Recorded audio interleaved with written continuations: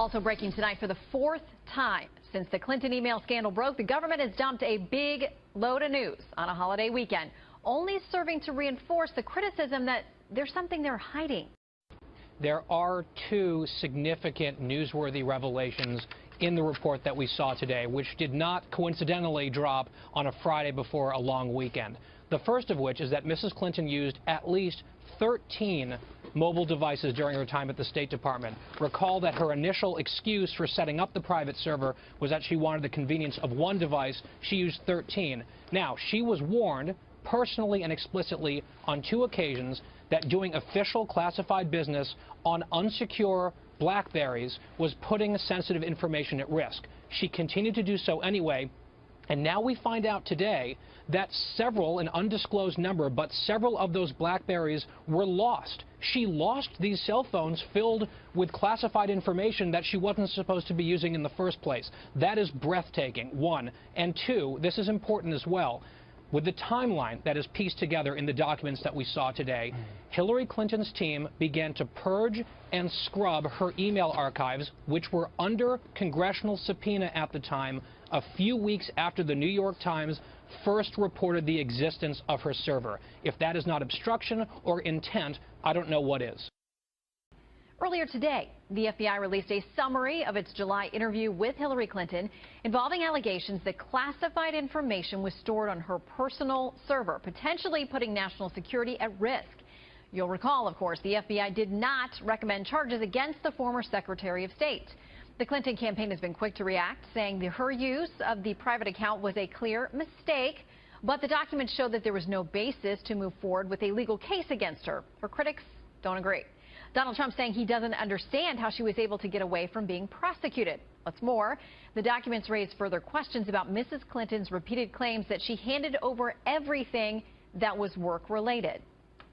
I responded right away and provided all my emails that could possibly be work-related. We went through a thorough process to identify all of my work-related emails and deliver them to the State Department.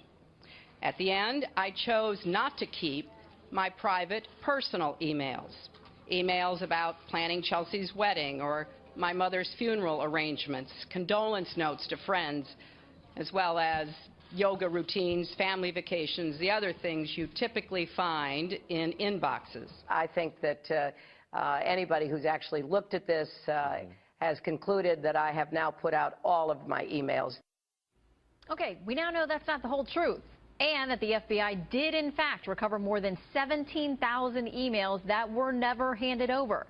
Those emails are said to be a mix of both work-related and personal messages. The Justice Department's decision not to bring charges against the Democratic nominee. We believe that you have set a precedent, and it's a dangerous one. Chief Intelligence Correspondent Catherine Herridge reports from Washington on what else we've learned. Catherine? This 11-page FBI summary of Hillary Clinton's July 2nd interview shows the former Secretary of State could not remember key details about her emails more than 24 times. Clinton told FBI agents she could not recall when she got a security clearance. Clinton could not recall briefings or training on the handling of classified information. And Clinton could not recall specialized training for the U.S. government's most closely held secrets, known as special access programs. Critics aren't buying it. This is a case of special rules. You know, Mrs. Clinton operates under one set of rules, and the rest of the federal government operates under another set.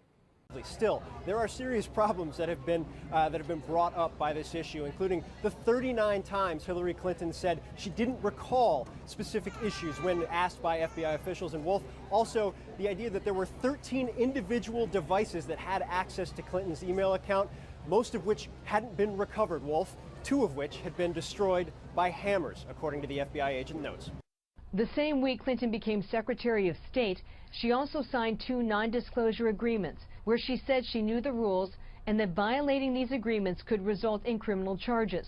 Clinton told the FBI that she could not recall the details surrounding the 2009 setup of the ClintonEmail.com domain, whose servers were housed at their Chappaqua, New York home. Clinton said the personal email account was a matter of convenience. FBI agents do not appear to press Clinton on the issue, further reinforcing Republican criticism of the FBI director and the investigation. We believe that you have set a precedent, and it's a dangerous one. My takeaway was this. Remember, James Comey said she was not indicted because he didn't have sufficient evidence on the issue of intent. She said she did it for convenience, but I didn't see the follow-up questions in the interview I read.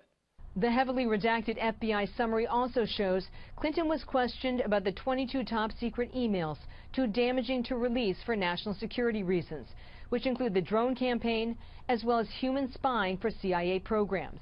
A separate document providing a case timeline shows 13 of Clinton's mobile devices are unaccounted for, and without a forensic examination, the FBI couldn't say whether they were hacked.